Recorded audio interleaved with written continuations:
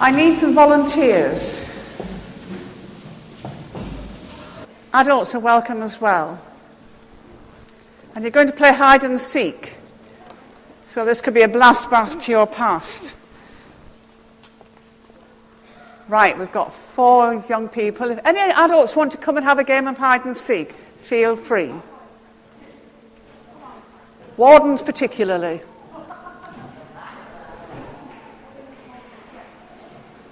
Right. Blame Kath, she volunteered you. Okay, that's fine. Great. Oh, great. Right. We need a seeker. Who's going to be the first seeker? Both of you, right? Perhaps you don't need You stand there. the wardens anymore. Right. Perhaps you don't need the wardens anymore. Feel free to sit down if you want to, but feel free to join in if you want to. Your decision, not mine. Right. You two stay with me. You, all of you, have got to hide. Okay? Now, you don't know how much time you've got. And when we're ready, we're going to shout, coming ready or not, aren't we? So, off you go. Are we allowed to go anywhere? Anywhere. Don't know. Well, in this building, you know, in here. Coming ready or not, shout up.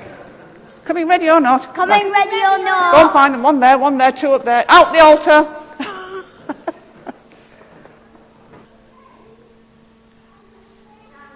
Right, found you. Can you see somebody? Found you. Right, found him. How many did we start with? Coming ready or not? Did they go down that way? Well, we might just have to say they're lost. Right, well, coffee's going to be served while we're finding them. Do we have about the same number that we started with now? Anybody missing? Where's my sister? Where's Kath? Kath! Right. Kath, where's Kath? Anybody seen Kath? Right there. Oh! Found you. You couldn't find me. I saw you under the table. Right. Shall we have one more? Yeah. You have to stay in this part of the building. Yes. Okay? Are we allowed to go upstairs? No, you're not allowed to go upstairs. I know, it's very unfair, but that's life. Right, who's going to be the seeker this time? You? Yep. Oh, no. And you. Oh, Off you go. I'm out of here. Come on. Coming ready. Coming ready or not? Uh-oh. Well done. Right. Have we found everybody? I think so. Right, was that easy? Yeah. Was it? Yeah. Was it easy to No, hide? find me. You didn't get much time, did you? No. Anyway, but thank you very much. Give them a big round of applause.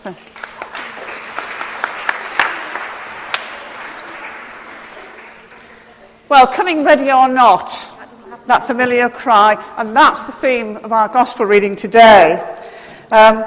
And it reminded me, my daughter's just been having new carpets fitted in her house, and she and the children moved all the toys, the paraphernalia, 3 young children in the house, so that there was room for the carpet to be laid. And then she said, I thought I'd just have a shower before they arrived. It was 45 minutes before they were due, and they arrived as she was getting into the shower. And her son, who was 10, answered the door. And I said, I bet he invited them in, didn't he? Yes, he did. But eventually she managed to get sorted out. But it was very much a case of coming ready or not. We're here. We're coming to fit the carpet. We're not going to go away and come back again. You have to be ready. So they did. They got the carpets laid. And I'm going to tell you a story in a minute. There are perhaps 2 ways of travelling through life, certainly as a Christian. Well, one is a Christian. One is to be a planner. How many people like to plan ahead? I do. How many people check their diary every day to see where they should be and what time they should be there? No? Good. Yes? Oh, right. So we've got planners. And what happens if things don't quite work out the way you planned? Disaster. Oh dear. Right. Well, that's one way of living, but you could also be a pilgrim. Pilgrims don't worry about those sort of things. They don't actually think about too much. I mean, we have to be planning to a certain extent. We do need to know what we're supposed to be doing during the next day, but we don't set goals. You know, perhaps you don't do that either. Just like to know where you should be. But planners actually set goals, achievements, and if they don't achieve what they've planned to achieve, they're very disappointed. The whole edifice crumbles, and that's difficult for them. But pilgrims are not like that. The pilgrims live by faith. They accept that life will have its ups and downs, its disappointments and failures, but they place themselves into God's hands, celebrating the present moment rather than constantly looking back or constantly looking ahead. And in this way, perhaps as pilgrims, we can live life to the full. And I've just read a book called The Unlikely Pilgrimage of Harold Fry. It was an amazing book, not quite what I expected. Harold is not a believer. Life hasn't turned out for him as he'd planned or hoped, and for all sorts of reasons. Life had become and had been very unfair in many ways, became also very almost unbearable in the losses and the emptiness of the routine that his life had evolved into. He'd just retired as well. One day he received a letter. It was a very short note to let him know that a friend from the past was dying. And this friend from the past had done Harold a very big turn, a favour. It was more than a favour. It actually made a big difference to his life. And in doing this good turn for Harold, she'd had to leave the town and her work because of it. And they'd lost touch. Harold never acknowledged that good turn, and he felt guilty about that. He wrote a very short note back. He wasn't one for words, really. So he'd got this letter to say that this friend was dying. And what he wrote back was, "Dear friend, I'm sorry to hear your news. Best wishes, Harold." So you can see it was full of compassion, or not. But then, when he went out to post this note back to her, he went out just ordinary clothes, went to the post box, realised he didn't have a stamp, walked to the post office, and then got the stamp, and I had a conversation with somebody. And in consequence of that conversation, Harold kept walking. He decided he would walk to see his friend. Now, Harold was on the south coast, and his friend was in Berwick-on-Tweed. So we're talking about a journey of over 600 miles. And he walked. Just as he was, he phoned his wife to say, "I'm going to see my friend." And he just kept walking. He had his bank card, which eventually he got rid of. He had a bit of change in his pocket, which eventually ran out. He had his telephone, which he eventually got rid of. And by the end of that walk, his shoes were taped to his feet. Somebody had given him some duct tape, and they'd taped his shoes to his feet because they were falling apart. But he didn't want to part with them. Along the way, along that 600-mile journey, Harold met lots of people, some of whom helped him in all sorts of simple ways, perhaps giving him food, helping him, giving him a bed for the night.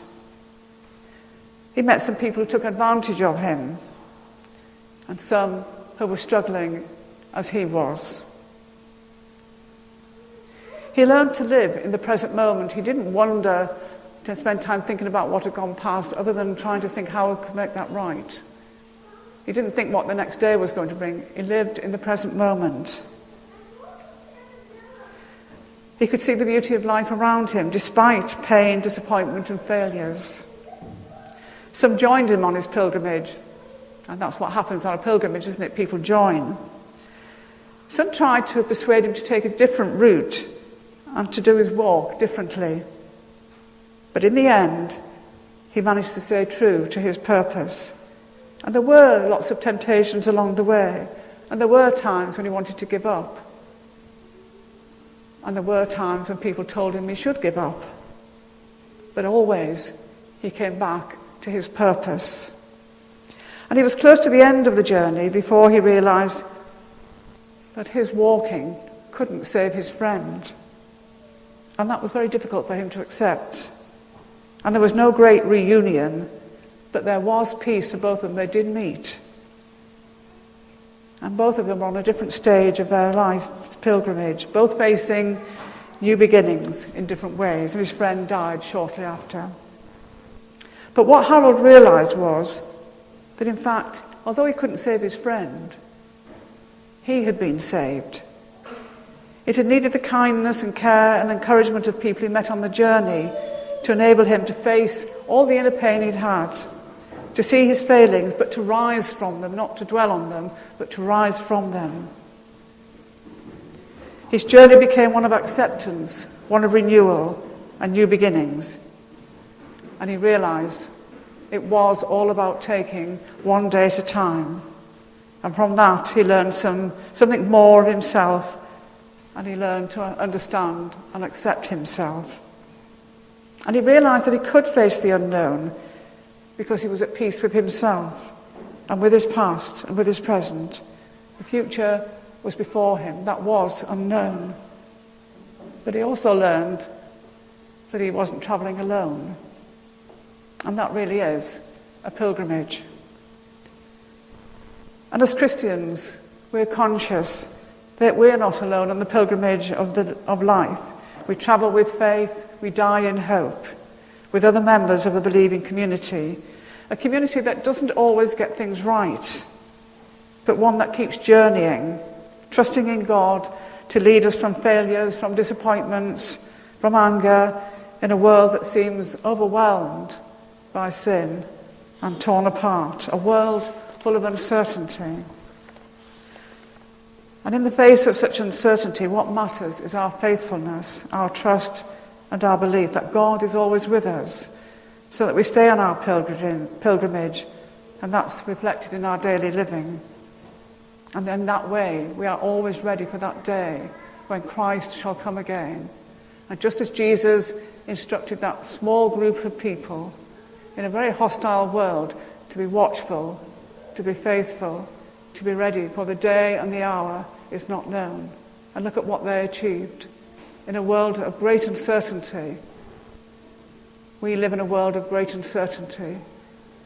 And Jesus calls us to be that leaven in the world, to live our life with faith and in hope, ready for that day when Christ shall come again.